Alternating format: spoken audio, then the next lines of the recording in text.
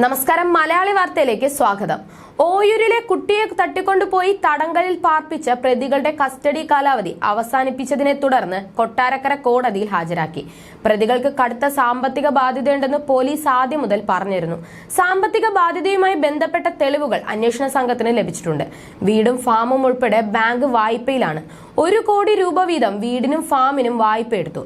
Loan ആപ്പുകളിൽ നിന്നും ഇതര ബാങ്കുകളിൽ നിന്നും ലോൺ എടുത്തു.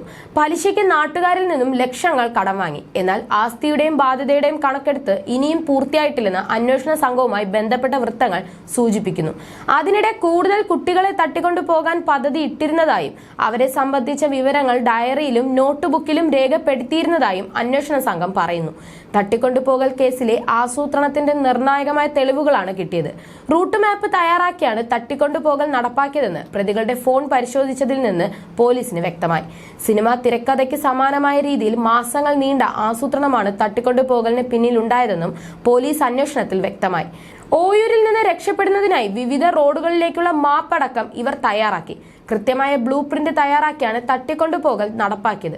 വിപുലമായ ആസൂത്രണമാണ് തട്ടിക്കൊണ്ടുപോകലിന് തയ്യാറാക്കിയത്. CCTV ഇല്ലാത്ത ഗ്രാമീണ റൂട്ടുകൾ ഉൾപ്പെടെ ഇവർ ബ്ലൂ പ്രിന്റിൽ ഉൾപ്പെടുത്തിയിരുന്നു.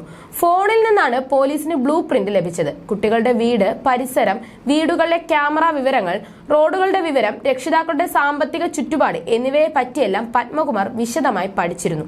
ശേഖരിച്ച വിവരങ്ങൾ ഡയറിയിൽ ഓരോ പേജിലായി ഡയഗ്രം രൂപത്തിൽ രേഖപ്പെടുത്തി. ഓരോ റോഡിലും ക്യാമറ എവിടെയെല്ലാം ഉണ്ട് തുടങ്ങിയ കാര്യങ്ങളും കുറിച്ചിട്ടു. ഇതനുസരിച്ചുള്ള നീക്കങ്ങളാണ് പത്മകുമാർ നടത്തിയത്. മാസങ്ങളോളം ഇതിനായി ചെലവഴിച്ചു.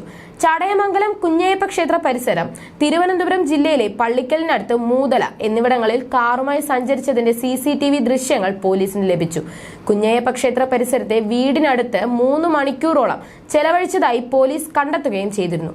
5 കുട്ടികളെയാണ് പത്മകുമാർ ലക്ഷ്യമിട്ടതെന്ന് പറയുന്നു. എന്നാൽ ഈ കുട്ടികൾ തമ്മിലുള്ള പ്രായം, ഗ്രൂപ്പ് ഉൾപ്പെടെയുള്ളവയിലോ കുടുംബങ്ങളുടെ സാമ്പത്തിക അവസ്ഥയിലോ സാമ്യതകൾ ഉണ്ടോ എന്ന് അന്വേഷിച്ചിട്ടില്ല. കുട്ടിക്ക് മയങ്ങാനുള്ള ഉറക്ക ഗുളിക നൽകിയത് അനുപമയായിരുന്നു.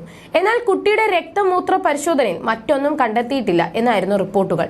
ഡോക്ടറുടെ കുറിപ്പില്ലാതെ ഇതുപോലെയുള്ള മരുന്നുകൾ വാങ്ങാനാകില്ല. ഏതു കടയിൽ നിന്നാണ് മരുന്ന് വാങ്ങിയതെന്ന അന്വേഷണം നടന്നിട്ടില്ല.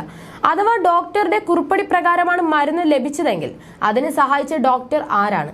അല്ലെങ്കിൽ അനുപമ തന്നെ ഈ മരുന്ന് തയ്യാറാക്കിയതാണോ എന്നിങ്ങനെ വ്യക്തത വരാനുണ്ട്. കൂടാതെ പത്മകുമാറിന്റെ ഫാമിന് സമീപം നിരവധി മരുന്ന് ബോട്ടിലുകൾ കണ്ടെത്തിയിരുന്നു. ഇത് നായ്ക്കൾക്ക് നൽകിയതാണോ അല്ലെങ്കിൽ ഈ ബോട്ടിലുകൾ ആരിവിടെ ഉപേക്ഷിച്ചു എന്നിങ്ങനെയും വ്യക്തത വരാനുണ്ട്. ശാസ്ത്രീയ തെളിവുകളുടെ പരിശോധനാ ഫലം ലഭിച്ചിട്ടില്ലെന്നും തെളിവുകൾ ലഭിക്കുന്നതനുസരിച്ച് കുറ്റപത്രത്തിലും മാറ്റങ്ങൾ വരുത്തുമെന്നുമാണ് അന്വേഷണ സംഘം പറയുന്നത്. നിലവിലെ അന്വേഷണത്തിൽ ഉന്നത പോലീസ് ഉദ്യോഗസ്ഥർക്ക് ഉൾപ്പെടെ അസംതൃപ്തിയുണ്ട്.